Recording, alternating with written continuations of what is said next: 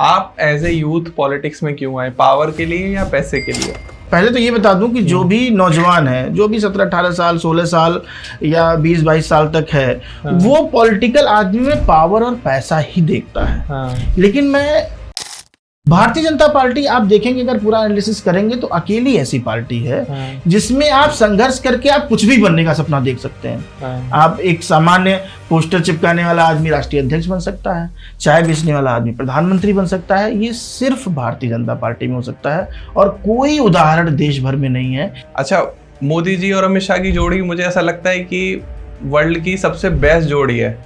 वो दोनों रात में बैठ के डिस्कशन करते हैं, सुबह फाइनल हो जाता है कि हाँ चलो भाई ये कर देते हैं। आप क्या कहना चाहोगे इस बारे में? बच्चे आर्मी में जा रहे हैं जो 3 या 4 साल के लिए भर्ती हो रही है, क्योंकि बस्ती एक ऐसा इलाका है जहाँ पर मुझे लगता है सारे नए बच्चे जो है आर्मी के लिए तैयारी करते हैं, देश के कुछ करने के लिए जुनून होता है। तो जो स्कीम गवर्नमेंट लेके आई है उसके आप उसमें हो सपोर्ट में? बिल्कुल सपोर्ट में। और मैं आपको बताऊं, जो वो 4 साल का ट्रेनिंग कर लेगा, जो प्रशिक्षण कर लेगा, मैं ये मानता हूं कुछ हो ना हो वो एक अच्छा जिम्मेदार नागरिक तो बनी जाएगा, वो एक अच्छा इंसान तो बनी जाएगा। नमस्कार दोस्तों, जय हिंद, वंदे मातरम। तो आज के पॉडकास्ट की शुरुआत हो रही है पॉलिटिक्स से।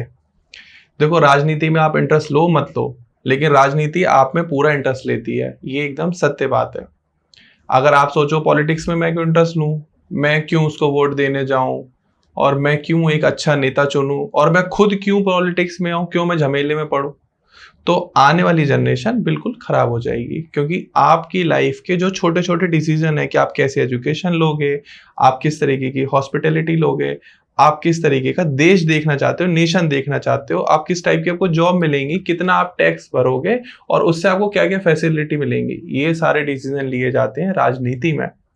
तो राजनीति में आपका इंटरेस्ट लेना बहुत जरूरी है, क्योंकि एक अच्छा नेता आपके पास होगा तो अभी ये देश और ये आपका एक जो छोटा एरिया है, कोई इसी स्टेट से हो, वो आगे अच्छा चल पाएगा। और मुझे पर्सनली ऐसा लगता है कि भारत में अभी यूथ की बहुत बड़ी एक आबादी है, पॉपुलेशन है। अगर थोड़ा डेटा की बात करें तो 30 से 35% जो है यूथ ही है। और अगर यूथ पॉलिटिक्स में आ जाए और सही नेता चुन ले तो देश पता नहीं कहाँ से कहाँ पहुंच जाए। तो आज जो मेरे साथ गेस्ट हैं, मेरे दोस्त भी हैं, काफी अच्छे दोस्त हैं, बस्ती से हैं। तो मैंने कहा सर आपके साथ एक पॉडकास्ट करें। तो भावेश भैया जो है नेशनल एसोसिएशन ऑफ यूथ के फाउंडर भी हैं, बहुत सालों से ये एसोसिएशन को रन कर रहे हैं और बहुत सारे प्रोफेशनल इन्होंने जोड़े हैं इसमें।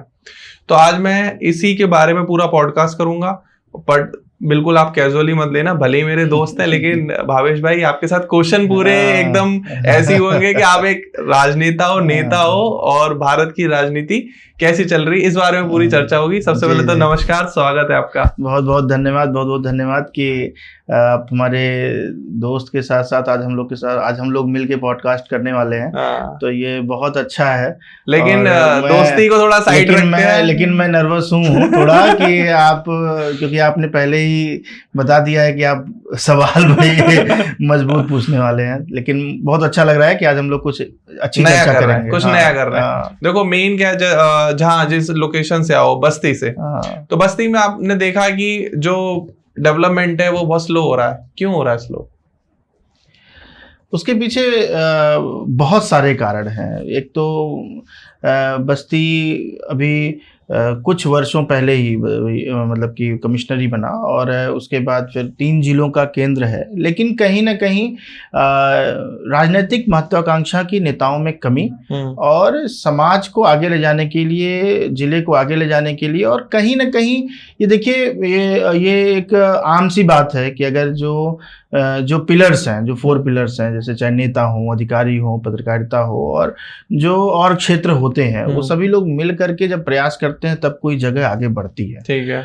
बिना इंडस्ट्रीज के, बिना बड़े इंस्टीट्यूशंस के, बिना बड़े अवसर के किसी भी जगह को आगे ले जाना बहुत मुश्किल है जी। और इसके लिए प्रयास कौन करेगा? प्रयास वो करेंगे जिनको हम चुन के लाते हैं।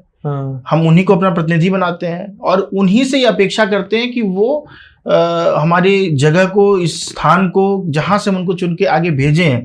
कोई पार्लियामेंट में हमारा प्रतिनिधित्व कर रहा है, कोई असेंबली में हमारा प्रतिनिधित्व कर रहा है, तो वो हमारी बातें रखेगा और चीजों को हम ये नहीं कह सकते कि आज़ादी के बाद से कुछ हुआ ही नहीं है बस्ती में, क्योंकि बहुत सारी चीज़ें हुई हैं। पगडंडियों से हम सड़कों तक आए हैं, बहुत सारी सड़क योजनाएं हैं, बहुत सारे अस्पताल खुले हैं, बहुत सारे काम हुए हैं। लेकिन कहीं ना कहीं बस्ती का व्यक्ति जो जिसको पलायन करना पड़ रहा है बस्ती के बाहर, और वो भी छोटी छोटी नौकरियों के लिए पलायन करना पड़ रहा है। बड़ी नौकरियां, बहुत बड़े अवसर, तो दिल्ली से भी आदमी बाहर पलायन कर रहा है, बाहर दुबई जा रहे हैं लोग, दुबई जा रहे हैं, वो ये हो रहा है। लेकिन मैं ये कह रहा हूं कि अपनी आजीविका के लिए, अपनी रोटी के लिए, सिर्फ जीने भर के लिए अगर हमको अपने शहर से, अपने गांव से पलायन करना पड़ रहा है, तो ये कहीं ना कहीं मैं मानता हूं, और ये किसी एक व्यक्ति का, इसमें एक व्यक्ति को दोष नहीं दिया जा सकता। ये पूरी श्रृंखला, आजादी के बाद से जितने लोग आए, जितने लोग पदों पर रहे और जितने लोगों को जिम्मेदारी मिली, उन लोगों में ने बहुत सारे काम किए। लेकिन कहीं ना कहीं हम इस चीज में अपनी हार मानते हैं कि अभी हम वो पलायन रोक नहीं पा रहे हैं, जो बस्ती से लोग बाहर जा रहे हैं और बस्ती में उनको अच्छे अवसर नहीं मिल रहे हैं। आप एज ए यूथ पॉलिटिक्स में क्यों आए? पावर के लिए या पैसे के लिए? पॉलिटिक्स में आने का जो बहुत अच्छा सवाल है आपका, क्योंकि जो पहले तो ये बता दूं कि जो भी नौजवान है, जो भी 17-18 साल, 16 साल या 20-22 साल तक है, वो पॉलिटिकल आदमी में पावर और पैसा ही देखता है। लेकिन मैं मूलभूत रूप से एकदम मैं इन दोनों चीजों के लिए नहीं आया हूँ। ठीक है। हम जब बचपन में थे, जब हम लोग को मूछें भी नहीं आई थी, हम लोग स्कूल में थे और मतलब कि देखते थे कि नेता कैसा होना चाहिए, तो हम देखते थे अटल जी को, अटल बिहारी वाजपेयी जी को। उनको आप उनको सुनिए, उनको सुनने में ही आप घंटे बीत जाएंगे। अगर उनका 1 घंटे का है तो आपको पता नहीं चलेगा कैसे बीत गए 1 घंटे।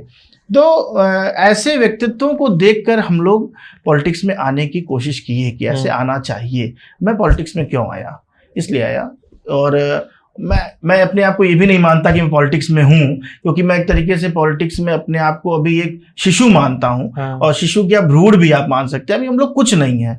अभी हम लोग तो संघर्ष कर रहे हैं कि कहीं कोई स्थान मिले, कहीं कोई अवसर मिले कि हम लोग जनता के लिए कुछ कर सकें। लेकिन जब एक अच्छा लंबा समय सामाजिक सेवा में और जब से होश संभाला है, पढ़ाई लिखाई की और उसके बाद समाज देख रहे हैं, ये महसूस हुआ कि अगर आप समाज में परिवर्तन लाना चाहते हैं तो उसका सबसे मजबूत तरीका और सबसे मजबूत माध्यम राजनीति हो सकता है। तो अभी आप खुल के किस पार्टी को सपोर्ट करते हैं? भारतीय जनता पार्टी। ऑब्वियस सी बात है, क्योंकि मेरी सोच ऐसी कहती है। मैं सबको ब्लेम नहीं करता। हर व्यक्ति अपनी विचारधारा और अपनी सोच से किसी भी पार्टी को सपोर्ट कर सकता है और किसी के साथ भी रह सकता है। शुरुआत से बीजेपी को सपोर्ट कर रहे हो? मैं शुरुआत से बीजेपी क्या, एक्चुअली हम लोग विद्या भारती के विद्यालय में पढ़े, फिर संघ से जुड़े, संघ से जुड़ने के साथ साथ फिर विद्यार्थी परिषद से जुड़े, युवा मोर्चा से, फिर धीरे धीरे ऐसा इंक्लिनेशन ही इसी की तरफ हो गया कि भारतीय जनता पार्टी ही हम लोग को लगी कि ये एक सही जगह है। क्योंकि आप इसमें जब आप देखेंगे, आप इसमें बड़े से बड़े नेताओं को देखेंगे और उनका बैकग्राउंड देखेंगे। हम किसी पॉलिटिकल बैकग्राउंड से नहीं आते हैं और हमारे परिवार में बाप दादा कोई राजनीति में नहीं रहे, ना ही हम कोई बहुत बड़ी रियासत, कोई बहुत बड़े खानदान से हों कि एकदम कोई दिक्कत ही नहीं है, रियासतों के मालिक हैं। तो ऐसे लोगों के लिए बहुत आसान हो जाता है राजनीति में आना और सब कुछ करना। भारतीय जनता पार्टी आप देखेंगे, अगर पूरा एनालिसिस करेंगे तो अकेली ऐसी पार्टी है जिसमें आप संघर्ष करके आप कुछ भी बनने का सपना देख सकते हैं। आप एक सामान्य पोस्टर चिपकाने वाला आदमी राष्ट्रीय अध्यक्ष बन सकता है, चाय बेचने वाला आदमी प्रधानमंत्री बन सकता है। ये सिर्फ भारतीय जनता पार्टी में हो सकता है और कोई उदाहरण देश भर में नहीं है कि जहां पे एक पोस्टर चिपकाने वाले को, दरी बिछाने वाले से लेकर के वो शीर्ष तक पहुंचने के सपने देख सकता हो। तो इसलिए अगर यूथ में पोटेंशियल है, किसी के अंदर पोटेंशियल, हम लोग मेहनत कर रहे हैं, हमसे बहुत ज्यादा मेहनत करने वाले लोग भी हैं, तो हमें जैसा हम मेहनत करेंगे वैसा अवसर मिलेगा। ऐसी संभावनाएं सिर्फ भारतीय जनता पार्टी में है। यूथ पॉलिटिक्स में इंटरेस्ट नहीं लेता क्योंकि यूथ को ऐसा लगता है कि कुर्सी तो मिलेगी जब मैं बुढ़ापे में आ जाऊंगा। क्योंकि प्रधानमंत्री, अगर आप 60, 65 या 70 की एज में हो, उसके बाद आप एक्सपेक्ट करो कि आप प्रधानमंत्री तक पहुंचोगे। लोग सीधे प्रधानमंत्री की सोचते हैं, उससे नीचे कार्यकर्ता नहीं बन पाते हैं या वो बेचारे रैली या भीड़ का हिस्सा बन के रह जाते हैं। ठीक है, तो आपको क्या लगता है कि जो अभी एग्जिस्टिंग बीजेपी पार्टी यूथ को किस किस पद पे दे कि वो भी कुछ नेशन को अपना काम दिखाएं और उनको कुछ योगदान दे? नहीं, अवसर तो मिल ही रहे हैं। आप देखिए कि और सिर्फ भारतीय जनता पार्टी नहीं, ये अलग बात है कि मैंने कमेंट किया था इसी बात पे, मैंने एक कमेंट भी किया था कि एक बहुत दुखद है कि बहुत सारी पार्टियों ने नौजवानों को अवसर तो दिए, लेकिन उसमें से मैक्सिमम 90% ऐसे रहे जो किसी न किसी पारिवारिक पॉलिटिकल बैकग्राउंड से रहे। ये एक दुखद रहा कि नए बच्चे जो आ रहे हैं, नए लड़के जो आ रहे हैं पॉलिटिक्स में, उनको अवसर देना चाहिए। बीजेपी में क्या है, बीजेपी ने आप एक अच्छी श्रृंखला है कि उसमें एक तो बहुत सारे आयाम हैं, युवा मोर्चा है और इसमें बहुत सारे मोर्चे हैं, स्पोर्ट्स को लेके लीगल टीम, ऐसे बहुत सारे काम कराती है। विद्यार्थी परिषद से आपको ग्रूम करती है, कैसे आप ग्रूम करते हैं और आप एक विचारधारा के लिए, देश के लिए काम करते हैं। परम वैभवम नेतुमेत स्वराष्ट्रम, इसकी बात करते हैं। ये हम लोगों को सिखाया गया कि देश हमें देता है सब कुछ, हम भी तो कुछ देना सीखें। ये सब हमको बचपन से ही सिखाया गया और हम लोग जिसमें ढले, तो जैसे कहा जाता है ना कि कोई भी पॉलिटिक्स में आया तो पॉलिटिक्स में आने के बाद हम सीधे प्रधानमंत्री बनने का सपना देख लें, सीधे ये होना थोड़ा मुश्किल है। हम देखिए, हम सबका अपना परिवार है, एक परिवार में एक मुखिया होता है, सब परिवार होता है, फिर तो एक परिवार कैसे चलता है, एक परिवार सबके अपने अपने काम होते हैं। बच्चों का काम है खेलना, युवाओं का काम है पढ़ना, नौजवानों का काम है काम करना, और बुजुर्गों का काम है हमें मार्गदर्शन देना और सबको कंट्रोल करना। तो जैसे जैसे आपके अंदर अनुभव आता है, विभिन्न दायित्वों पर विभिन्न रिस्पॉन्सिबिलिटी, जो अलग अलग रिस्पॉन्सिबिलिटीज आपको समय समय पर मिलती रहती है, तो आप अपने आप ग्रूम करते हो। और ये जरूरी है कि जो जिम्मेदार पद है, जो महत्वपूर्ण पद है, उसमें अनुभवी लोग बैठे। उसमें किसी नए को लाएंगे आप तो आपके लिए समस्या हो जाएगी भैया। लेकिन दिक्कत तो यही है, जितना यूथ है, अब दो चीजें आपका बहुत ज्यादा योगदान है जो मुझे पता है कि आप, एक तो स्पोर्ट्स में आपका बहुत बड़ा योगदान है और राजनीति में बहुत बड़ा योगदान है। आप एक एसोसिएशन चला रहे हो। जब बच्चा घर से बाहर खेलने निकलता है बस्ती में, तो माँ बाप कहते हैं खेलने मत जा, पढ़ाई पे ध्यान दे। और जब बच्चा राजनीति करने निकलता है तब भी सेम बात यही आती है। आपके भी बच्चे बड़े होंगे, अगर वो खेलने या राजनीति करने निकलेंगे तो हो सकता है आप एक बार को मन में को पढ़ाई पे ध्यान दे, भाई ये सब चीजें तेरे लिए नहीं बनी है, हम एक लोअर मिडिल क्लास फैमिली से हैं और हमें पढ़ लिख के कुछ नौकरी करनी है, बड़ा बनना है। तो जब इस तरीके की मानसिकता है परिवार की, तो कैसे यूथ आगे बढ़ेगा, उसका सोल्यूशन क्या है? ये पहले हम लोग समस्या के बारे में बात कर लेते हैं कि ये गार्जियंस की समस्या है। और ये एक कहीं ना कहीं हम एक दौड़ रहे हैं कि उनका बच्चा आगे चला जा रहा है, उनका बच्चा नीट में क्वालिफाई कर गया, उनका बच्चा IIT निकाल लिया, उनका बच्चा, मतलब कि वो दूसरे को देख के हम अगर सचिन तेंदुलकर के पिताजी भी सोचे होते कि नहीं हम अपने बच्चे को ही पढ़ाएंगे, तो क्या पता सचिन तेंदुलकर अभी रिटायर ना हुए होते, अभी वो किसी बैंक में क्लर्क होते, या कहीं पे हो सकता है बहुत ज्यादा होता तो कहीं प्रोफेसर होते या कहीं कुछ होते। लेकिन उनका पोटेंशियल क्या था? उनका पोटेंशियल खेलने में था।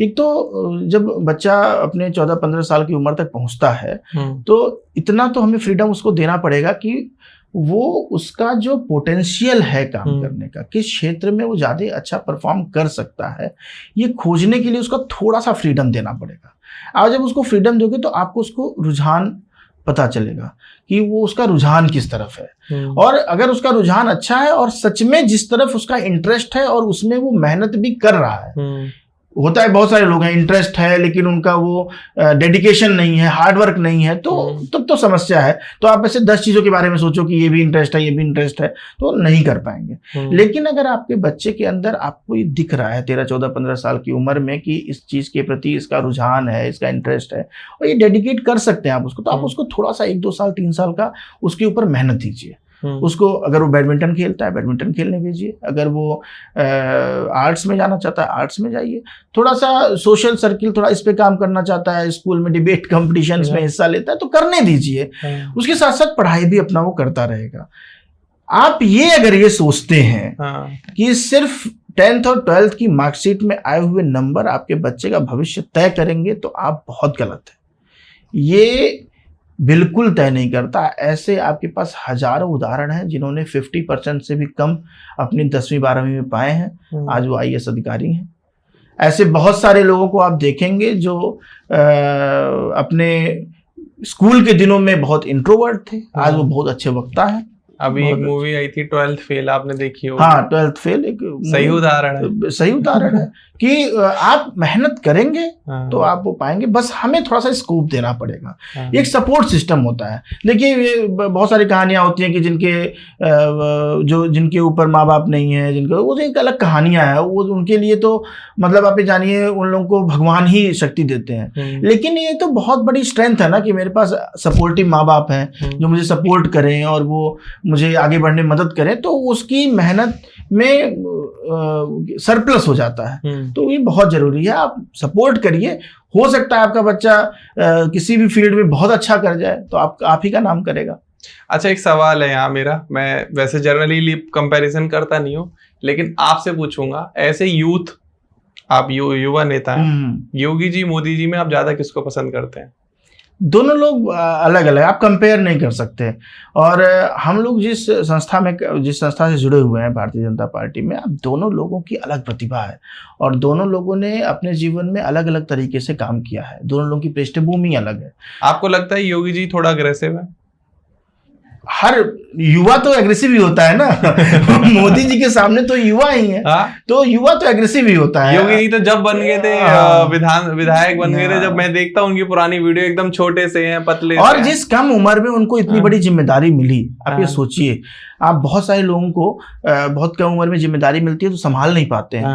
और आप ये सोचिए उस कम उम्र में उनके अंदर इतनी मैच्योरिटी थी, इतने अच्छे से उन्होंने, अगर महंत अवैधनाथ जी ने उनके ऊपर अगर भरोसा किया था तो उस भरोसे पे वो खरे उतरे। और ये बहुत बड़ी बात है कि उतनी कम उम्र में आप, मुझे नहीं मालूम कि अगर शायद मुझे उस उम्र में कुछ मिल गया होता तो मैं कैसे उस पर रिएक्ट करता, लेकिन उस पेशेंस के साथ और जिस सिद्धांतों पे जो है गोरक्षपीठ ने काम किया है और जिस सिद्धांतों पे महंत दिग्विजयनाथ जी से लेकर के अवैधनाथ जी से लेकर के फिर आदरणीय योगी आदित्यनाथ जी काम कर रहे हैं, ये सच में ये बहुत बड़ी मिसाल है कि कैसे उस कम उम्र में उनको अवसर मिला, उनको पेशेंस के साथ उन्होंने बहुत अच्छे से उसको निभाया और आज वो मुख्यमंत्री हैं। बहुत सारे लोग प्रश्न कर सकते रहे होंगे कि मुख्यमंत्री के रूप में वो कैसा करते या कैसे कर पाते। कभी मिलना हुआ आपका? हाँ। तो कब हुआ मिलना? उनसे मिलना हुआ हम लोग, मैं ई लाइब्रेरी डॉक्यूमेंटेशन का इंचार्ज बनाया गया था बीजेपी ऑफिस उत्तर प्रदेश में, तब उनका आना हुआ था हम लोग के ऑफिस पे, तो मिलना हुआ था। और ऐसे बहुत सारे जो कार्यक्रम होते हैं, रैलीज होती हैं, उसमें कहीं ना कहीं आशीर्वाद उनका मिलता ही रहता है। तो आने वाले टाइम में 20 साल में आप उत्तर प्रदेश में पॉलिटिक्स को कैसे देख रहे हो कि किस लेवल पे पहुंच जाएगा? देखिए बहुत सारा बदलाव मिला है अभी राजनीति में, पिछले जब से बीजेपी गवर्नमेंट बनी है इस बार, तो बहुत सारे बदलाव देखने को मिले हैं। पहली बात तो हम लोग जातिवादी राजनीति से बहुत बाहर निकलते हुए दिख रहे हैं अभी यूपी में, और ये बहुत अच्छा है और यूथ के लिए बहुत अच्छा है। बीच में रोकूंगा। हाँ, आपने कहा जातिवाद से बाहर निकल रहे हैं, अभी योगी जी ने, आपने देखा एक स्लोगन फेमस हुआ, बटेंगे तो कटेंगे, और आप कह रहे हो कि जातिवाद से बाहर आ रहे हैं। देखिए बटेंगे तो कटेंगे, ये कैसे है? ये वहीं से आता है कि जहां से अंग्रेजों ने कहा बांटो और राज करो। तो कोई भी जो भी समाज में वैमनस्यता फैलाने के प्रयास करते हैं, उनका कॉन्सेप्ट यही होता है कि बांटो और राज करो। तो हम सीधा सीधा योगी जी जनता से कह रहे हैं कि बटोगे तो कटोगे, आपस में मत बटो। वो तो एकता का संदेश दे रहे हैं। अब इसको कौन किस तरीके से ले रहा है ये तो अलग बात है, कि जो लोगों ने बांटने का ही काम किया है तो वो लोग इसको उसी दृष्टिकोण से ले रहे हैं। लेकिन ये सही बात है कि उन्होंने इससे ये संदेश दिया है कि हम सभी को एकजुट रहना चाहिए, और एकजुट रहेंगे तो सेफ रहेंगे। अच्छा, थोड़ा हमारे माननीय प्रिय प्रधानमंत्री जी मोदी जी के बारे में बात करते हैं। मैं बहुत पसंद करता हूँ उनको, जिस तरीके से वो बोलते हैं, जिस तरीके से वो डिसीजन लेते हैं। अच्छा, मोदी जी और अमित शाह की जोड़ी मुझे ऐसा लगता है कि वर्ल्ड की सबसे बेस्ट जोड़ी है। वो दोनों रात में बैठ के डिस्कशन करते हैं, सुबह फाइनल हो जाता है कि हाँ चलो भाई ये कर देते हैं। आप क्या कहना चाहोगे इस बारे में? देखिए मोदी जी ऐसे व्यक्तित्व हैं जिनके उनके पूरे जीवन एक इंस्टीट्यूट है। मैं पहले भी कह चुका हूँ इन बातों को कि वो उनका पूरा अगर जीवन आप देखें तो एक मतलब कि एक पूरी एक स्कूल है जिसको आप सीख सकते हैं। आप उनको पूरे जीवन को पढ़ना चाहेंगे, पढ़ेंगे तो आपको हर एक क्षण पे, उनके हर एक जीवन के हर पड़ाव पे आपको सीखने को मिलेगा। वो किस पृष्ठभूमि से आते हैं और आज वो कहाँ पर हैं, और वो किस तरीके से चीजों को लेते हैं। एक प्रधानमंत्री को देश के लिए एक प्रचारक के रूप में, एक संगठनकर्ता के रूप में, एक मुख्यमंत्री के रूप में और एक प्रधानमंत्री के रूप में पूरे जीवन में बहुत सारी जिम्मेदारियों को, और जब वो जिस जिम्मेदारी पे रहे उस पर उन्होंने डिलीवर किया, और डिलीवर ऐसे नहीं किया, एक स्टेट्समैन जैसा होना चाहिए वैसा किया। तो उन्होंने हमेशा और उस लेवल पे डिलीवर किया है कि कल को आज के सालों बाद जब कोई और प्रधानमंत्री आएगा तो उसको उस लेवल पे पहुंचना पड़ेगा। उन्होंने वो स्टैंडर्ड सेट कर दिया है प्रधानमंत्री जी ने कि उसको बहुत मेहनत करनी पड़ेगी ये बता पाने के लिए कि मैं भी कुछ हूं। तो प्रधानमंत्री जी उस लेवल के आदमी हैं और उनका इंटरेक्शन हर चीज से, मतलब कि वो जिस बारीकी से चीजों पे नजर रखते हैं और जिस तरीके से वो जिस पद पर है और उस पद पर रहकर और बूथों तक की जानकारी रखना, ये सिर्फ उन्हीं के बस का है। मैं नहीं जानता कि कोई और कर पाएगा कि नहीं, ऐसा है। और यूथ को उनसे सीखना चाहिए। और किसी भी दल का यूथ हो, किसी भी पार्टी को सपोर्ट करने वाला यूथ हो, उसको राजनीति कैसे करनी चाहिए और कैसे लोगों के बीच में रहकर कैसे लोगों से जुड़ना चाहिए, मोदी जी से सीखना चाहिए। मैंने कई पॉलिटिशियन के साथ पॉडकास्ट किए हैं, बीजेपी के भी हैं वो, उनसे मुझे पता चला है कि मोदी जी जिससे भी मिलने वाले होते हैं उसकी बारे में उनको सब कुछ पता होता है, किसके घर में क्या दिक्कत है, इसके परिवार में क्या दिक्कत है, इसकी लाइफ में क्या दिक्कत है, क्या नाम है इसका, क्या पद है, कहाँ से आया है और उस जगह की क्या क्या प्रॉब्लम चल रही है, वो पूरा स्टडी कर लेते हैं, उसके बाद ही बात करते हैं, तो तब तक चर्चा ही नहीं करते। यही तो होमवर्क है, यही सबको सीखना चाहिए। और ये सिर्फ यूथ को नहीं सीखना चाहिए, ये नेताओं को भी सीखना चाहिए कि कैसे हम अगर किसी से मिल रहे हैं, मान लीजिए हमने किसी को समय दिया मिलने का, तो समय ही नहीं दे रहे हैं, हम उसको महत्व दे रहे हैं। उसके बारे में जानना, उसके जीवन के बारे में जानने का मतलब है कि हम उस व्यक्ति को महत्व दे रहे हैं। सही बात है। और अगर हम किसी को सिर्फ समय दे दिया, 2 मिनट मिल लिए, फोटो क्लिक करा लिया, चले गए, इसका क्या मतलब है? सही बात है। आप किसी के बारे में जान रहे हैं, उसके बारे में पूरी पृष्ठभूमि के बारे में पता कर रहे हैं, इसका मतलब आपने उस व्यक्ति को समय के साथ इंपॉर्टेंस भी दिया है और वो जीवन भर नहीं भूलेगा। एक बार की मुलाकात जो मोदी जी से कर लिया वो जीवन भर नहीं भूलेगा। इसीलिए तो वो पर्सनैलिटी है, इसीलिए तो दुनिया के सबसे लोकप्रिय नेता हैं वो, इसीलिए। मैं ये चीज एक एमपी हैं बीजेपी के, अतुल गर्ग जी, ये गाजियाबाद से ही हैं जी जी जी। तो उनके साथ पॉडकास्ट हुआ था, बहुत टाइम हो गया, लगभग 2 से 3 महीने जी जी। तो उन्होंने कहा कि मैंने अभी तक 2 ऐसे लोग देखे हैं, एक तो मोदी जी और एक हमारे भगवान राम। भगवान राम की क्या क्वालिटी थी कि जैसे वो जंगल गए, अब उनके पास कोई कुछ नहीं है, राजपाट सब वो पीछे त्याग दिया, वो वनवास लग गया, वन में है। लेकिन वन में उनको मिल गए सुग्रीव। सुग्रीव ने कहा कि भाई मेरी बीवी को उन्होंने कैद कर रखा है, मेरे भाई ने राजपाट छीन लिया है, मुझे राजपाट नहीं दिया।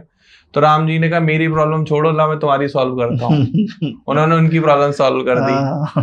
तो उन्होंने कहा अगर आप किसी की भी प्रॉब्लम सॉल्व कर दो बिना किसी लालच के, वो इंसान जीवन भर आपको नहीं भूलेगा, बिल्कुल नहीं भूलेगा। और राजनेता का सबसे पहला कर्तव्य है लोगों की समस्या का समाधान ढूंढना। बिल्कुल सही बात, ठीक है। और कह रहे हम भी राजनीति में हैं। मोदी जी आज इतने बड़े राजनेता इसलिए हैं कि वो इसलिए समस्या का समाधान नहीं करते कि उनका खुद का कोई फायदा हो जाए, वो इसलिए करते हैं कि उनका काम ही वही है। बिल्कुल ठीक बात है कि भाई मुझे आपका समाधान करना है। अभी वो इतनी बड़ी पद्धति पे है कि देश की समाधान सॉल्यूशन कर रहे हैं पर बड़ी बड़ी प्रॉब्लम का।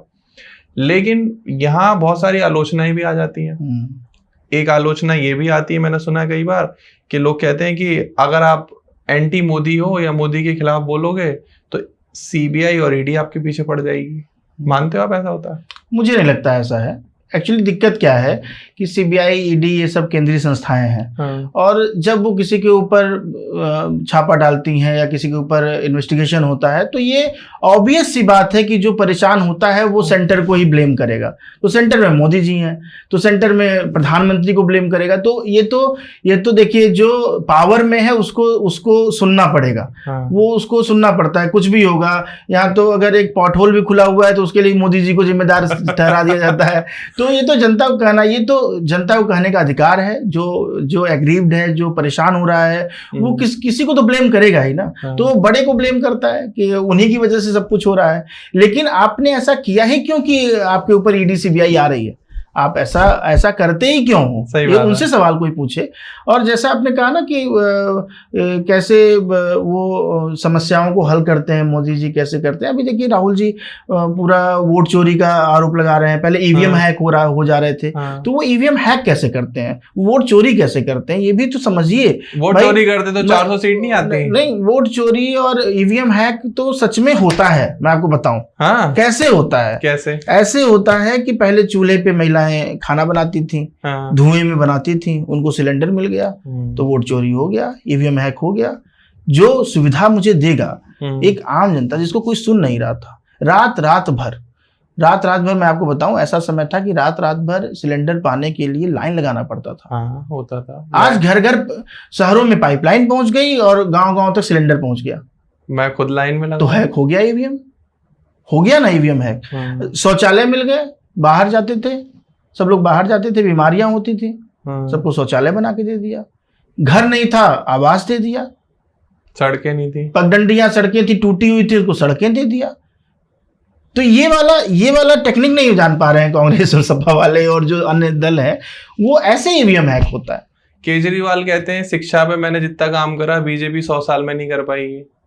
देखिए केजरीवाल जी ने बहुत सारे प्रयास किए, लेकिन वो एक बहुत अच्छी कहानी है। हाँ। एक कहानी है कि एक जो है बंदर जो है एक सभा बुलाता है जंगल में और कहता है कि बहुत सालों से शेर का राज चल रहा है, बहुत सालों से शेर का राज चल रहा है, ऐसा नहीं चलेगा। एक डेमोक्रेसी आनी चाहिए जंगल में और चुनाव होना चाहिए और सत्ता तख्ता पलट करना है और कुछ अच्छा करना है जंगल में। तो लोग उसके बातों में आ जाते हैं और उसको चुनाव जिता देते हैं। और बेचारा शेर जो है वो चुनाव चुकी हो रहा होता है, तो वो 10-15 दिन से गुफा में रहता है, कुछ खाता पीता नहीं कि वोट मुझे भी मिल जाए, मैं भी राजा बन जाऊं।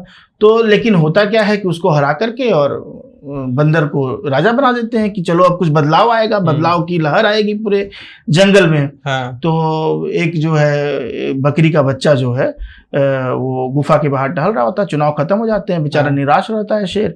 अब उसको भूख लगी रहती है तो बकरी के बच्चे को पकड़ लेता है। तो जो जिस बकरी के बच्चे को पकड़ा रहता है वो बकरी जाती है बंदर के पास कि राजा साहब हमारे बच्चे को बचाओ। उसको तो शेर ने पकड़ लिया है। तो बंदर कहते हैं चलो चलते हैं। वो इस डाल से उस डाल खे करते हुए इस डाल से उस डाल पे घूमते हैं, लेकिन वो बकरी का बच्चा शेर खा जाता है। फिर सभा बुलाई जाती है, कहा जाता है कि आपने कहा था बदलाव की बात होगी, सब कुछ होगा, और लेकिन आज देखिए शेर फिर खा गया हमारे बच्चे को। तो कहा था ये शेर खा गया, लेकिन बताइए मेरे प्रयास में कोई कमी है? मैंने प्रयास तो पूरा किया। तो केजरीवाल जी सिर्फ प्रयास करते रहे, उनकी योजना कोई धरातल पे नहीं। आप ऐसी कई योजनाएं उनकी हैं जो धरातल पे नहीं रही, लेकिन विज्ञापन पे करोड़ों रुपए खर्च कर दिए। तो उनका विज्ञापन प्रयास है, वो विज्ञापन करना। यहां से लेके मुंबई तक उनका विज्ञापन चल रहा है, मुंबई तक एडवर्टीजमेंट करा रहे हैं। मतलब बताइए दिल्ली का एडवर्टीजमेंट मुंबई में होने का क्या मतलब है? सही बात आप ये बताइए कि दिल्ली प्रदेश का एक 1500-1600 स्क्वायर किलोमीटर का एक अपना क्षेत्र है, उसमें जो अखबार छपते हैं आप उसमें अपना एडवर्टीजमेंट दीजिए।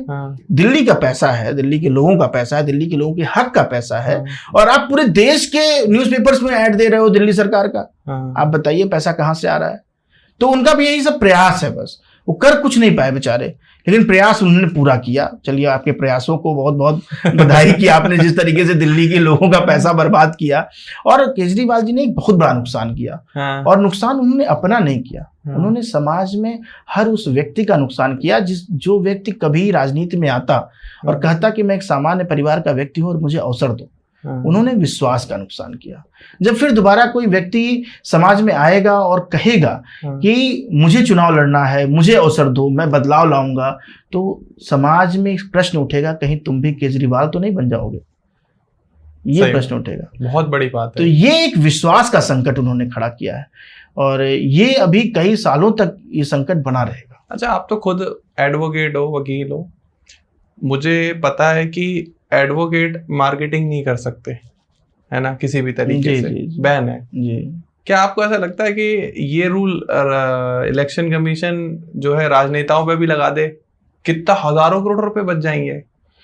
नहीं, इलेक्शन कमीशन तो बहुत सारी कैपिंग करता है, और चुनाव में एक सीमा है खर्च करने की। विधानसभा के चुनाव में खर्च करने की सीमा है, लोकसभा चुनाव में खर्च करने की सीमा है। सीमा से तो लेकिन 10 गुना ऑडिट होता है, उसका बाकायदा ऑडिट होता है, सब कुछ होता है।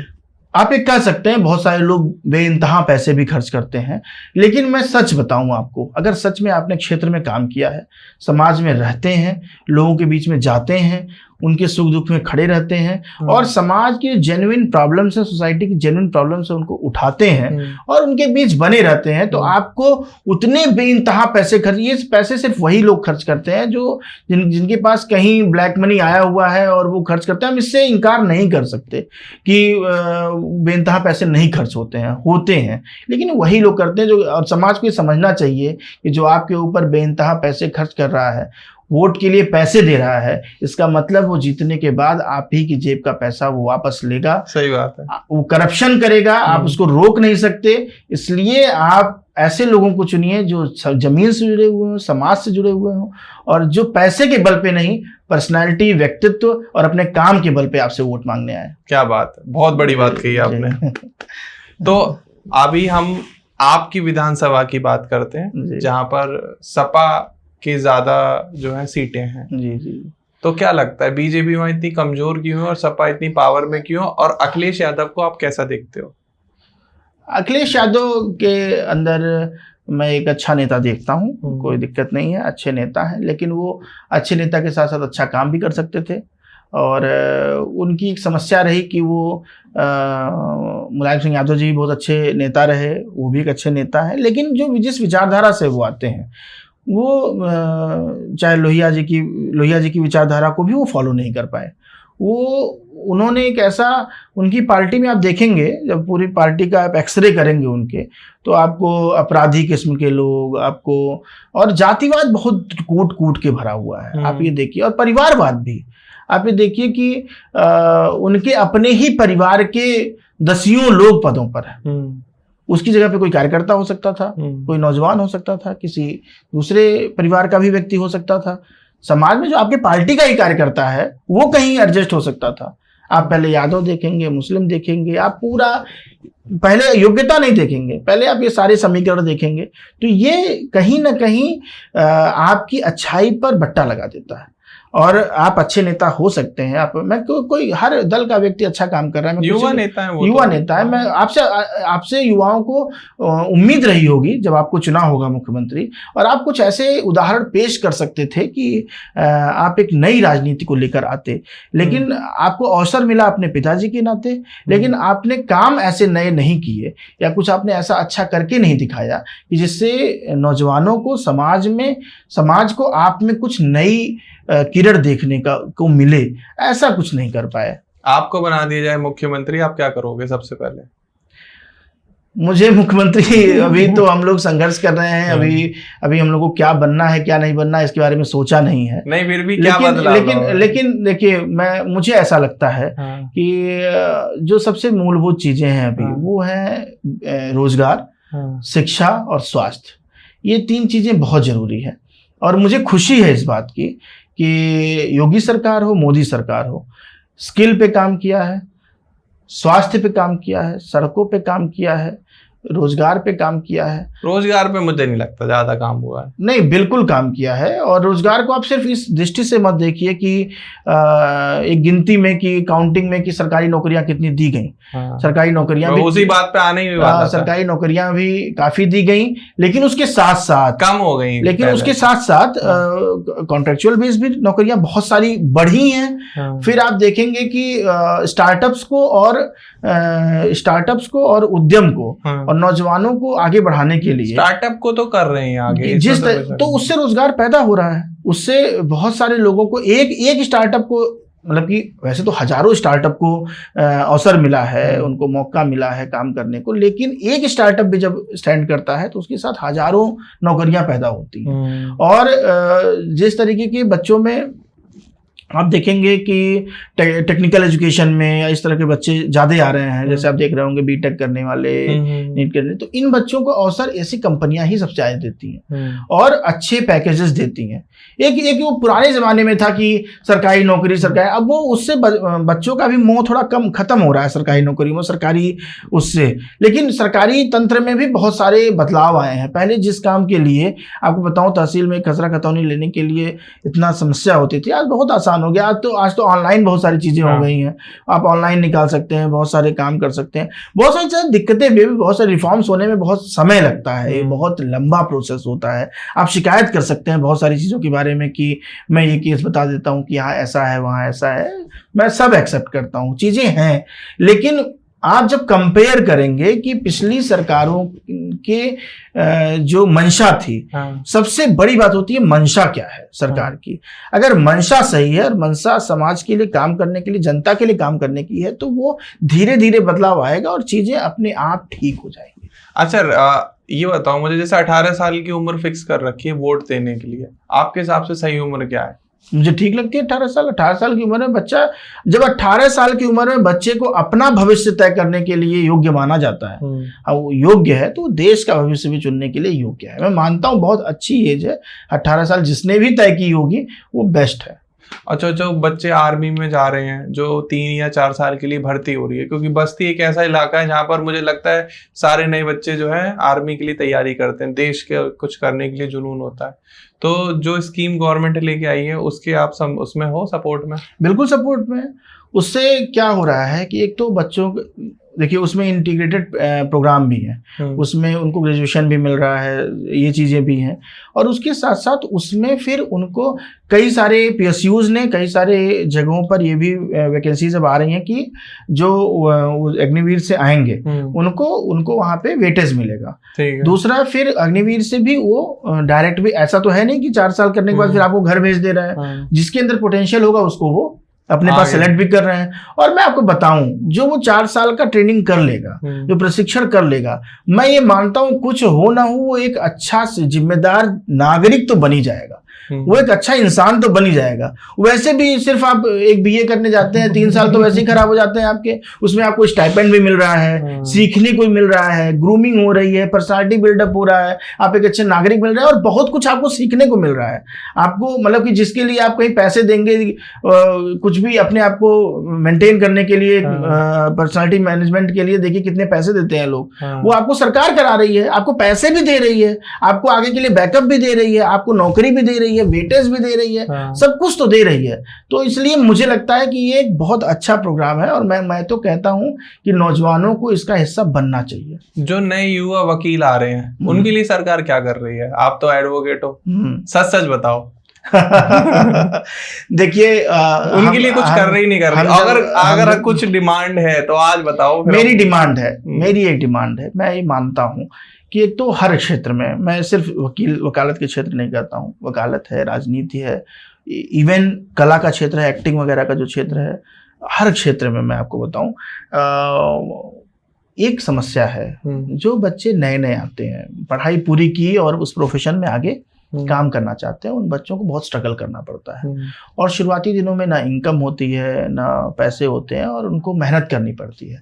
इसके लिए सरकार को कुछ करना चाहिए और इसमें कुछ स्टाइपेंड, कुछ ऐसी व्यवस्था करनी चाहिए कि शुरुआती दिनों में, मैं कुछ नहीं कहता, कम से कम उनके दाल रोटी का और कपड़े इस्त्री कराने के पैसे उनके हो जाए। मैं इस बात को बिल्कुल मानता हूँ कि संघर्ष तो है। देखिए, हम कोई भी प्रोफेशन चुनते हैं अपनी चॉइस से चुनते हैं और हम उसके प्रोज एंड कॉन्स जानते हैं कि आगे क्या होगा। ये तो मतलब हम तय करके जाते हैं उस प्रोफेशन में, तब हम जाते हैं। लेकिन फिर भी सरकार को चाहिए कि ऐसे बच्चों को इनकरेज करने के लिए मैं ये डिमांड भी करूंगा इस पॉडकास्ट के थ्रू, और ध्रुव भाई के साथ आज बैठने को मिला है तो इसमें मैं डिमांड भी करना चाहूंगा। तो जरूर सरकार को इसके बारे में सोचना चाहिए, बच्चों को पढ़ने के लिए, किताबें खरीदने की। जो लॉ के स्टूडेंट हैं, वकालत में आते हैं, उनको तो जो किताबें ही होती हैं, वो किताबें ही इतनी महंगी होती हैं, कम से कम उसको खरीदने के लिए कोई स्टाइपेंड्स अगर मिले तो ये उन बच्चों के लिए बहुत अच्छा होगा। अच्छा, आपके खुद के जो जिला है वहां पर कोई सरकारी स्कूल, बड़ा कॉलेज है? बहुत सारे कॉलेजेस हैं, बहुत सारे कॉलेजेस हैं, लेकिन अभी अब तो जब से मतलब कि सरकार आई है तब से तो कॉलेजेस में, स्कूल्स में, जो सरकारी स्कूल कॉलेज हैं उनमें तो अब टीचर्स भी आ गए। पहले टीचर्स की बहुत कमी थी। अच्छा, ऐसा होता है जैसे सपा की सरकार, सपा से ज्यादा सीटें आई हैं वहां पर, बीजेपी से शायद एक ही सीट है, तो बीजेपी वहां पर पार्शलिटी करते हैं कि अरे यार यहाँ तो सपा वाले हैं। मुझे नहीं ऐसा लगता है। देखिए मैं इस बात के लिए, और कोई भी सरकार रहती है तो ऐसा कुछ नहीं होता है। जो मुख्यमंत्री होते हैं, जो प्रधानमंत्री होते हैं, वो पूरे देश को, पूरे प्रदेश को एक नज़र से देखते हैं। मैं इस बात से बिल्कुल एग्री नहीं करता। अच्छा। अखिलेश यादव वाले केस में तो बिल्कुल नहीं करता। लेकिन अभी जो हम देख रहे हैं, अभी जो प्रधानमंत्री जी का काम है, जो योगी जी का काम है, उस काम को आप देख के आप इस बात से बिल्कुल आश्वस्त हो सकते हैं कि कोई भी योजना, कोई भी जो इनकी मतलब कि कोई भी स्कीम है, उसमें कोई पार्शलिटी नहीं है। जो योग्य है वो उसका लाभ पा रहा है। अखिलेश यादव ने जितना जो डेवलपमेंट किया वो अपनी साइड करा। सेम मायावती जी के साथ भी हो गया। अगर आप थोड़ा ग्रेटर नोएडा घूमोगे, मायावती जी का जहाँ घर है, आप देखोगे उस जगह को, तो आपको समझ में आ जाएगा कि भाई अगर उत्तर प्रदेश में कहीं एक्चुअल में डेवलपमेंट हुआ तो इधर हुआ है।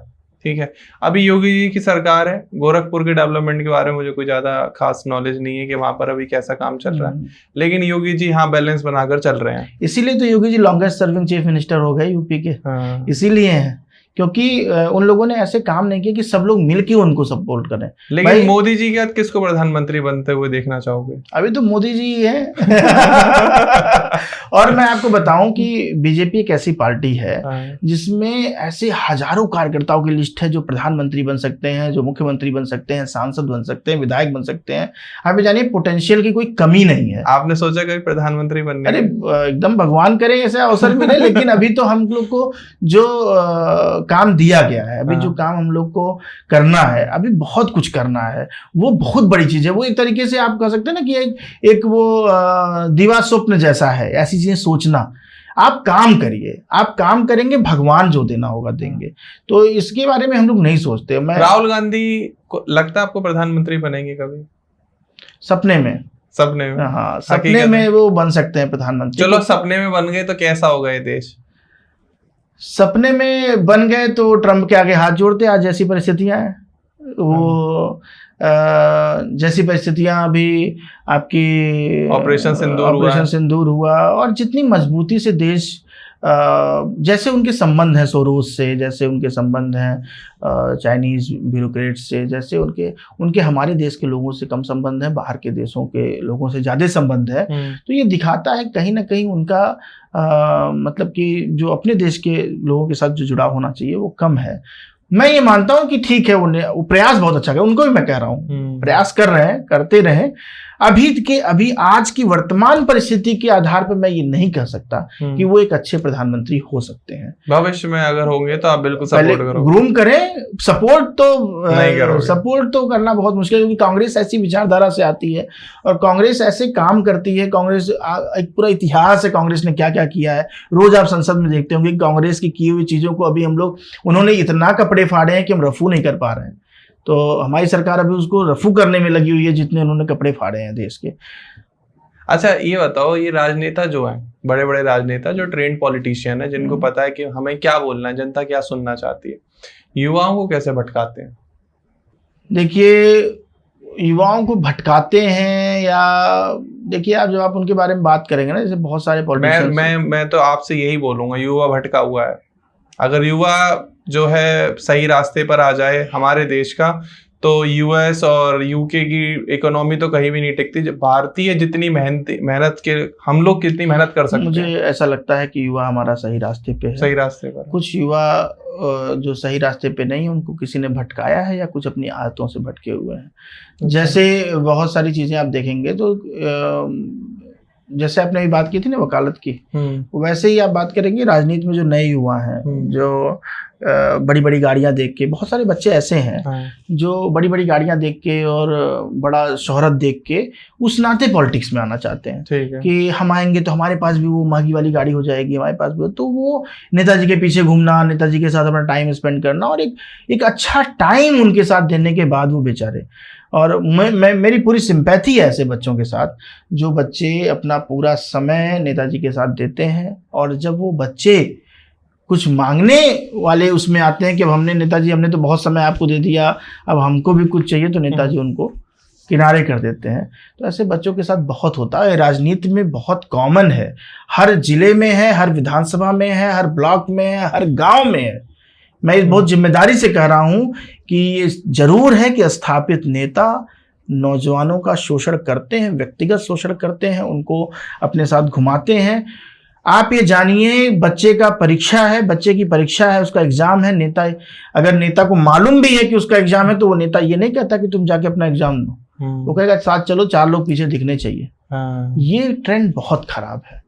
ये ऐसे नौजवान, ऐसे भटके हुए बच्चों को बचना चाहिए ऐसे नेताओं के। इसलिए तो माँ बाप जाने नहीं देते, इसीलिए माँ बाप जाने नहीं देते, क्योंकि आप जब विजन के साथ नहीं आओगे। जैसे कहते हैं ना, मैं एक बात बहुत क्लियरली कहना चाहता हूँ, बहुत जिम्मेदारी के साथ कहना चाहता हूँ कि आप ये देखिए, हम ये कहते हैं कि हमारे पास सबसे अच्छे साइंटिस्ट होने चाहिए, सबसे ज्यादा जो पढ़े लिखे होंगे, सबसे अच्छे डॉक्टर्स होने चाहिए, सबसे अच्छे बिजनेसमैन होने चाहिए, बहुत अच्छे हमारे पास ब्यूरोक्रेट्स होने चाहिए, IAS होते हैं, मतलब कि सबसे क्रीम होने चाहिए। मैं कहता हूँ सबसे क्रीम बच्चे पॉलिटिक्स में आने चाहिए, क्योंकि जब सबसे क्रीम आएंगे तो विजन के साथ आएंगे, और बिना विजन के पॉलिटिक्स में आना, मुझे नहीं लगता उसका आपका अपना समय खराब करना।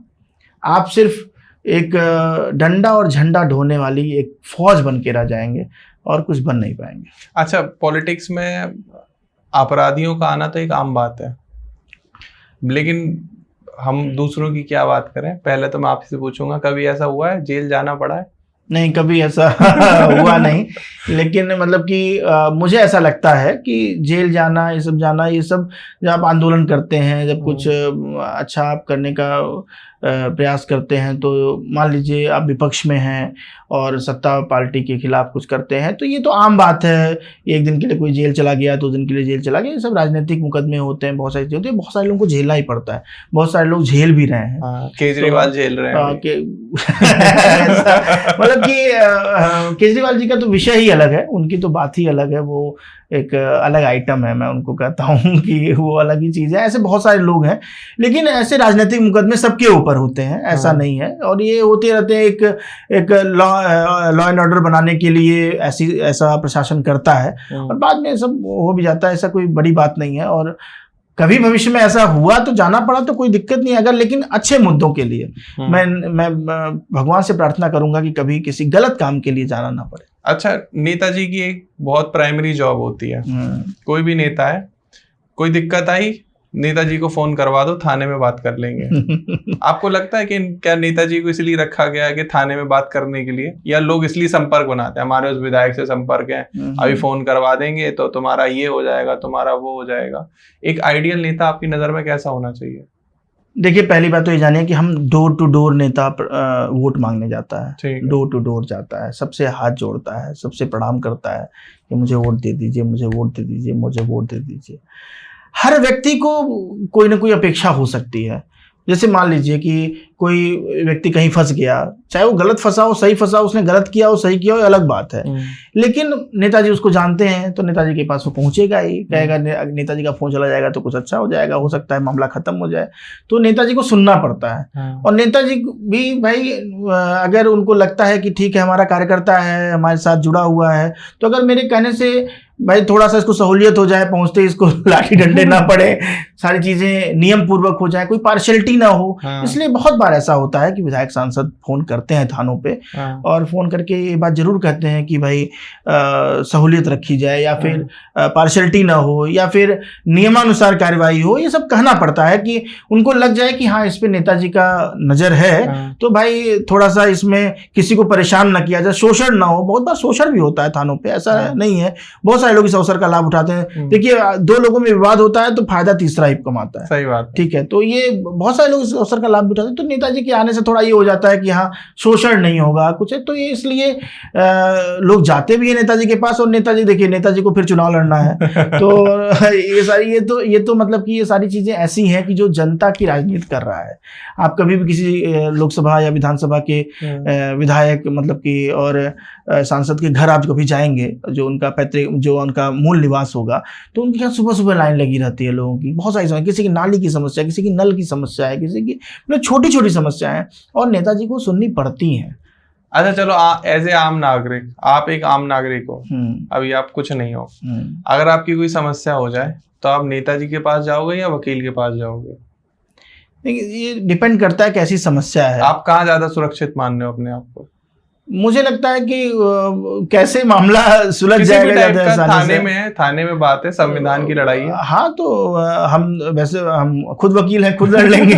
और दूसरी बात है, जहाँ प्रशासन की जरूरत पड़ेगी हम। नहीं, अभी आप आम नागरिक हो, आप किसको अप्रोच करोगे? अरे तो वकील आम नागरिक नहीं होता है क्या? तो ठीक है, हाँ वकील के पास जाएंगे, वकील के पास जाओगे? तो क्यों जाते हैं लोग नेता के पास से?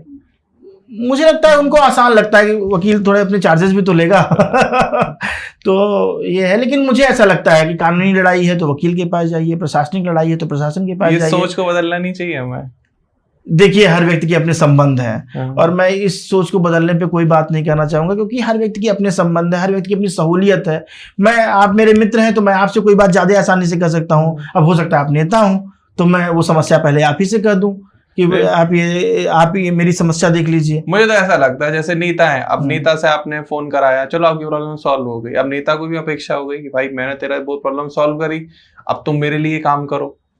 लेकिन आपने किसी वकील से कांटेक्ट कर लिया, लमसम उन्होंने कोई अपना चार्ज ले लिया 2000 5000 रुपए, और उन्होंने आपके लिए वहां पर जाके बात करी, आपकी एप्लीकेशन दी, अगर आपने कोई गलती करी है तो उस बारे में समझाया क्यों हुई, हर चीज कारण होता है, कई बार ऐसा होता है, कई बार। लेकिन फिर कोई अपेक्षा तो नहीं है ना, आप फ्री हो वहां से। अब आप ऐसा नहीं है कि आपको कर्जा चुकाना पड़ेगा। देखिए, अधिकतर वही लोग जाते हैं नेताजी के पास, या तो वो सारे रास्ते खो बैठते हैं कि अब मैं कहाँ जाऊं, वकील का भी रास्ता अपनाया होता है, और कई लोग ऐसे तो पहली बार में ही पहुंच जाते हैं। तो ये देखिए सबके कंफर्ट जोन का मामला है। आप तो उठते बैठते रहते हैं नेता, कौन कहाँ, ये बताओ मुझे, नेता टेंडर दिलाने में हेल्प करते हैं?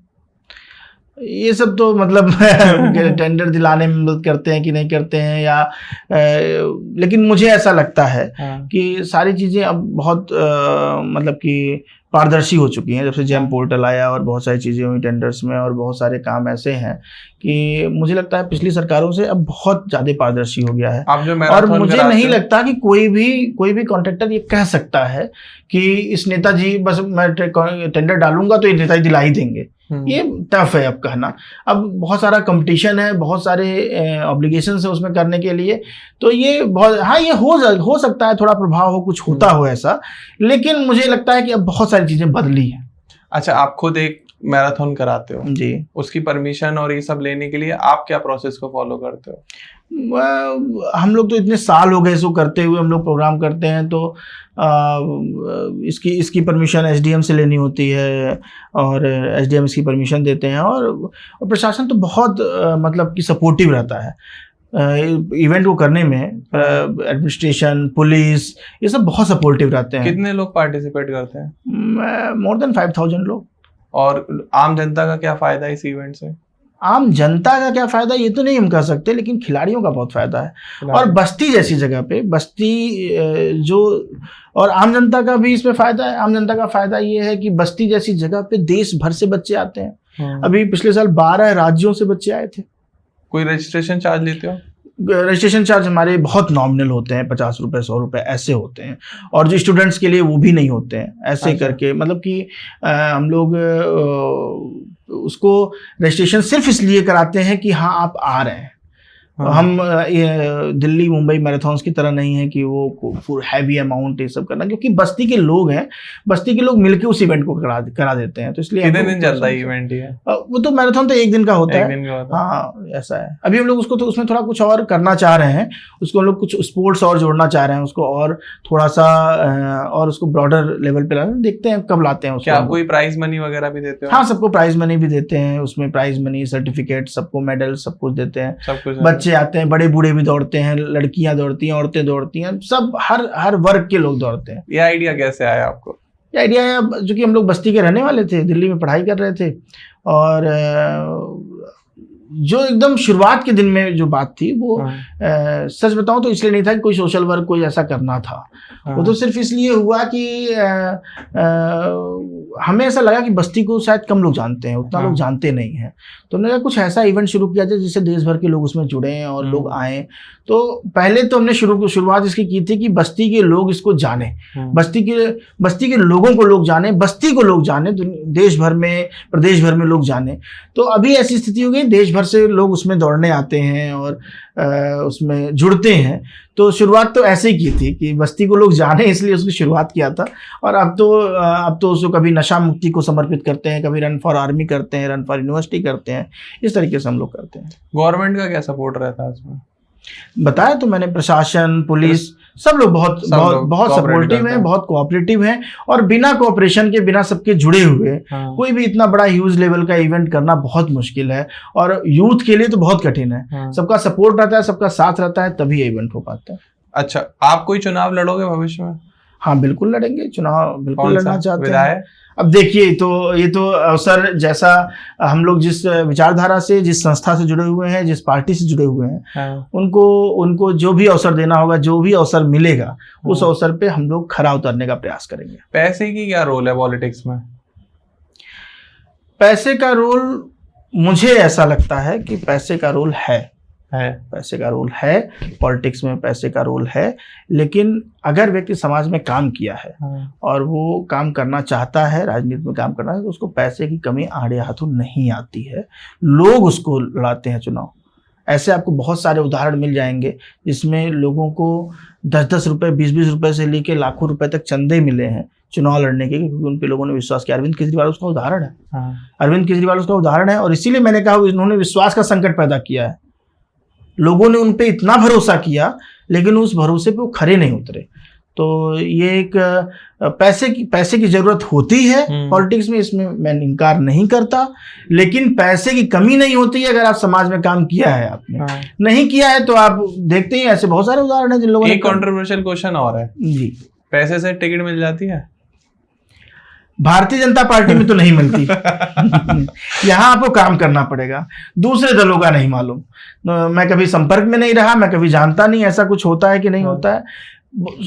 ऐसे उड़ती उड़ती खबरें बहुत लोग बताते रहते हैं, लेकिन मेरे पास कोई ऐसी फिक्स ऐसी न्यूज़ नहीं है कि मैं बहुत मजबूती से इस बात को कह सकूं कि टिकट, पैसे से टिकट मिलती है। लेकिन बीजेपी में तो आपको मेहनत करनी पड़ेगी, आपको जमीन पे काम करना पड़ेगा, समाज में काम करना पड़ेगा, सकारात्मक होना पड़ेगा, रचनात्मक होना पड़ेगा, तभी आपको कुछ अवसर मिलेगा। अच्छा, एक बहुत ही जनरल क्वेश्चन है, सोशल मीडिया का क्या रोल है पॉलिटिक्स में आने वाले टाइम में? बहुत ज़्यादा रोल है। जितना रोल पोस्टरों का था, जितना रोल वॉल पेंटिंग का था, जो रोल बहुत बड़ी बड़ी होल्डिंगों का था, नारों का था, रैलियों का था, वही रोल सोशल मीडिया का है। जो इस रोल को समझ नहीं पाएगा वो पीछे रह जाएगा। सोशल मीडिया आज हमारे जीवन का हिस्सा है और अपनी बात पहुंचाने का एक बहुत अच्छा, सरल और मैं सही बात बताऊं तो सस्ता भी तरीका है। तो ये उन नौजवानों के लिए भी, हम जैसे नौजवानों के लिए भी बहुत अच्छा तरीका है कि हम अपनी पॉजिटिव बातें, सकारात्मक बातें और जो हमारी सोच है, जो हमारा विजन है समाज के प्रति, वो हम बहुत ही आसानी से लोगों के बीच में रख सकते हैं। तो ये सोशल मीडिया सिर्फ एक माध्यम नहीं है, ये एक अवसर है युवाओं के लिए। आप जिस भी क्षेत्र में काम करना चाहते हैं, सिर्फ राजनीति नहीं है, आप बिजनेस करना चाहते हैं, आप कोई भी काम करना चाहते हैं, आप एक अच्छे डॉक्टर हैं, आप एक अच्छे आर्किटेक्ट हैं, आप अच्छे एक्टर हैं, कुछ भी हैं आप, तो सोशल मीडिया आपको बहुत सहायक है, बहुत हेल्पफुल है। आप इसका अगर आप जितना पॉजिटिव यूज कर सकते हैं करिए, इसको, इसके रस को निचोड़िए और जीवन में सक्सेसफुल होइए। एक सवाल है भैया आपसे, बहुत सारे एक्टर और कलाकार राजनीति में आ जाते हैं, अपना फेम का फायदा उठाते हैं और जीत जाते हैं, कभी दोबारा ग्राउंड में नहीं दिखाई देते, कभी लोगों की समस्या सुनते हुए दिखाई नहीं देते। ठीक है, लोग वोट भी दे देते हैं, पार्टी उनको टिकट दे देती है। तो कभी आपको ऐसा लगा है कि क्यों पार्टी इन कलाकारों को घुसा रही है? क्योंकि जो पॉलिटिक्स है वो तो देश सेवा के लिए, जनता के लिए, जनता की समस्याएं सुनने के लिए, लेकिन उन पर टाइम ही नहीं है जनता की। वो मुंबई में अपने बैठे हुए हैं, कभी कभार आपको विधानसभा में या राज्यसभा में दिख जाएंगे स्पीकिंग करते हुए, एक दूसरे पे कटाक्ष करते हुए, लेकिन आम जनता से संपर्क नहीं है। तो ये बदलाव आना चाहिए। बिल्कुल आपका सही सवाल है। और एक यूथ होने के नाते, और चूंकि हम लोग यूथ पे काम करते हैं, कि यूथ का रिप्रेजेंटेटिव होने के नाते, मैं ये बात, सच में ये बात कहना चाहूँगा कि पार्टियों को ऐसे व्यक्तियों को टिकट देने से, अवसर देने से बचना चाहिए जो समाज में समय न दे सकें, जो अपने क्षेत्र में समय न दे सकें, देश के लिए समय न दे सकें, इवन पार्लियामेंट में या असेंबली में समय न दे सकें। ऐसे लोगों को, चाहे वो कलाकार हों, एक्टर हों, खिलाड़ी हों, कुछ भी हों, अगर वो अपने उस क्षेत्र से निकल करके और राजनीति में, समाज में समय देना चाहते हैं और वो डिलीवर कर रहे हैं, तब मुझे कोई समस्या नहीं है, अच्छी बात है। तब वो चेहरा है, उनकी बातों का प्रभाव पड़ेगा और एक अच्छा असर आएगा। लेकिन अगर वो समय नहीं दे सकते समाज को, तो ऐसे लोगों को नहीं अवसर देना चाहिए। और मैं उन लोगों से भी हाथ जोड़कर निवेदन करता हूं कि आप एक सीट मत खराब करिए, उसमें किसी योग्य व्यक्ति को, किसी अच्छे कार्यकर्ता को, किसी अच्छे व्यक्ति को अवसर मिल सकता था। तो वो एक सीट की बहुत बड़ी कीमत है इस लोकतंत्र में, तो वो सीट मत खराब करिए, वो आप स्वयं भी ना आइए इस क्षेत्र में, वो जरूरी है। एक आपको बिल्कुल नई बात पूछता हूँ जी, आपने देखा कि कोई भी चुनाव होने से पहले एक डॉक्यूमेंट आता है, उस डॉक्यूमेंट को हम कहते हैं घोषणा पत्र। घोषणा पत्र, बिल्कुल सही सवाल। तो घोषणा पत्र में लिख दिया जाता है कि जी हमारी सरकार आई तो हम ये करेंगे, ये करेंगे, ये करेंगे, ये करेंगे, और वो डॉक्यूमेंट हो गया। जनता उसको सुनती है, समझती है, पढ़ती है, उस पर अपने विचार देती है और वोट भी दे देती है। फिर वो 5 साल सरकार चलती है। अब घोषणा पत्र में आपने 20 गारंटियां दी, ये सब होगा, लेकिन उसमें से काम सिर्फ 5 या 4 हो पाते हैं। 15 काम पेंडिंग में चले जाते हैं 100 रीजन की वजह से। ठीक है, कई बार हमने ऐसा देखा है कि एक सरकार ने नींव रखी थी, 2 सरकार चेंज हो गई, उसके बाद वो काम खत्म हो रहा है। तो जो काम घोषणा पत्र में लिखे हैं वो सरकार को तय सीमा में पूरे करने चाहिए। अगर नहीं पूरे कर पा रही है तो उन पर कोई कार्रवाई होनी चाहिए, उसको लीगल डॉक्यूमेंट बना दिया जाए। क्योंकि अगर आप किसी से कोई पैसे मांग रहे हो या वोट मांग रहे हो और आपने गारंटी दे दी कि भाई मैं करके दूंगा, और आप नहीं कर पाए, तो आपको पता है कि वो केस बन जाता है। देखिए, गारंटी तो जो लोग देते हैं वो लोग के बारे में बात होनी चाहिए। घोषणा पत्र क्या होता है कि हमारा विजन क्या है, हम किस विजन के साथ सत्ता में आना चाहते हैं, और हम पद पे आएंगे तो हम क्या करेंगे। चाहे वो एक लोकल असेंबली का चुनाव हो, चाहे वो प्रदेश का चुनाव हो, चाहे वो किसी भी स्तर का चुनाव हो, निकाय के चुनाव होते हैं, तो अपने विजन देते हैं कि हमारा विजन क्या है, हम सत्ता में आना क्यों चाहते हैं। पहले भी तो लोग सत्ता में थे, हम नया करेंगे क्या। तो कई बार होता है ऐसा कि हम बहुत सारे हाइपोथेटिकल चीजों को भी उसमें डाल देते हैं कि जो हो ही नहीं सकता, जो संभव ही नहीं है। ऐसे भी लोग हैं, तो उनके पास टीम नहीं है जो इस बारे में सोच सके। उनके मन में आया कि ये कर देंगे, अब हम यहाँ पे स्वर्ण महल बनवा देंगे। अब वो कैसे बनेगा स्वर्ण महल, तो बनवा नहीं सकते। वो जनता का वोट पाने के लिए लालच दे करके वो ऐसा काम करते हैं। और मैं मानता हूं कि जो ये हाइपोथेटिकल चीजों के बारे में बात करते हैं, जैसे हमने कहा कि यहां से यहां की सड़क बन जाएगी, ठीक, तो हो सकता है कोई ऐसी चीज हुई हो, किसी चीज का एनओसी न मिल पाया हो, कोई चीज हो जिसकी वजह से सड़क नहीं बन पाई, लेकिन वो हाइपोथेटिकल चीज नहीं है, वो बन सकती थी, लेकिन वो किन्हीं कारणों से बन नहीं पाई, ये एक अलग विषय है। लेकिन जो लोग हाइपोथेटिकल चीजों के बारे में बात करते हैं, जो हो ही नहीं सकता, असंभव चीजें हैं, फिर भी हमने कह दिया सबको हम 1 लाख रुपए देंगे, सबको हम 5 लाख रुपए देंगे, हम यहाँ पे ऐसा कर देंगे, छोटी सी जगह पे भी हम यूनिवर्सिटी बनवा देंगे, हम ये कर देंगे। तो ये बातें जो भी करे, पहले तो जनता को ऐसे लोगों से बचना चाहिए, क्योंकि ये लोग कर नहीं पाएंगे। और दूसरी बात, ऐसे लोग अगर गलत वादे करते हैं तो इनके ऊपर सच में कार्रवाई होनी चाहिए। लेकिन जो ऐसी चीज़ें हैं, जो प्रैक्टिकल चीज़ें हैं, कि जो बहुत सारे नियम कानून हैं, बहुत सारी चीज़ें हैं, जब एक विकास का कार्य कोई एक होना हो तो उसमें साल भर लग जाते हैं, उसके एनओसीज लेने में, उसमें परमिशंस लेने में, तो वो एक अलग विषय है। बहुत सारी चीज़ें इसलिए भी रुकी रह जाती हैं कि उसमें बहुत सारी चीज़ें नहीं हो पाती हैं। तो दोनों अलग अलग चीज़ें हैं, तो मुझे लगता है कि दोनों को अलग अलग तरीके से देखना चाहिए। क्या लगता है पांडे जी आपको, यूथ को क्या डिसीजन लेने चाहिए, क्या कैसे योगदान दे सकता है नेशन में अपना? यूथ ही तो पिलर है। यूथ अभी मतलब कि हमारा देश विश्व का सबसे नौजवान देश है, हम सबसे यंग कंट्री हैं, और ये दिख भी रहा है। आप देखिए कि दुनिया भर के जो बड़ी बड़ी संस्थाएं हैं, जो बड़े बड़े प्राइवेट कंपनियां हैं, सब जगह आपको इंडियंस मिल रहे हैं, हर जगह भारतीय युवा हैं, भारतीय लोग हैं। और हमारे देश में भी आपको पिछले 8-10 सालों में आपको देखने को मिला होगा, यूनिकॉर्न्स बने हैं देश में इतने बड़े, और इतने रोजगार के अवसर युवाओं ने खुद पैदा किए हैं। मतलब कि युवाओं ने खुद युवाओं के लिए रोजगार के अवसर पैदा किए हैं। तो यूथ तो पिलर है देश का। आप सीमा पे जवान चाहते हैं तो यूथ चाहिए, आपको अच्छे पत्रकार चाहिए तो यूथ चाहिए, आपको एडवोकेट चाहिए, एडवोकेट चाहिए, यूथ चाहिए, आपको अच्छे पॉलिटिकल कार्यकर्ता चाहिए तो यूथ चाहिए। तो यूथ ही तो सारे काम कर रहा है। आप भाई रिटायरमेंट की एज क्यों होती है? क्योंकि आदमी बुजुर्ग हो जाता है। तो किसी भी काम में प्रोफिशिएंसी लाने के लिए, किसी भी काम में इफेक्टिवनेस लाने के लिए यूथ तो चाहिए ही चाहिए। तो ये तो बहुत सामान्य सी बात है कि किसी देश के विकास के लिए, किसी देश को आगे बढ़ाने के लिए यूथ की ही ज़रूरत है, यूथ ही कुछ उसमें कर सकता है। अब ये अच्छी बात है कि अभी हम लोग यूथ वाले उसमें हैं, तो हम लोग को काम कर रहे हैं। तो यूथ मतलब कि यूथ ही सब कुछ है, मैं मानता हूँ हर काम में यूथ की ज़रूरत है। मैं भी मानता हूँ, और बहुत अच्छा दिन है एंड थैंक्स टू यू कि आप मेरे साथ बैठे हो। मैं भी सारे यूथ से बस एक रिक्वेस्ट करूँगा हाथ जोड़ से, भैया की तरफ से भी और अपनी तरफ से भी, नशे में मत पड़ो। शिक्षा पर ध्यान दो, स्पोर्ट्स पे ध्यान दो, परिवार पर ध्यान दो, नेशन पे ध्यान दो। दूर रहना है तो हर तरीके के नशे से।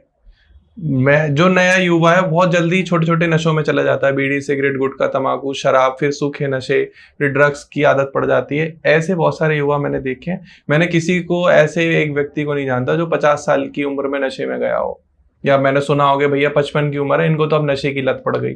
नशे की लत ही पड़ती है 17, 18, 19, 20, जब देश को आपकी जरूरत है, जब आपके परिवार को आपकी जरूरत है, आपके माँ बाप को आपकी जरूरत है, उस टाइम पे आप नशे करने लगते हो। बस सबसे ये रिक्वेस्ट है, एक ये आदत आप छोड़ दो तो हम पहले भी बहुत बड़ा देश थे, बहुत सोने की चिड़िया थे, और आने वाले टाइम में भी बहुत बड़ा देश बन जाएंगे। बस हमें रोकना है नशे को।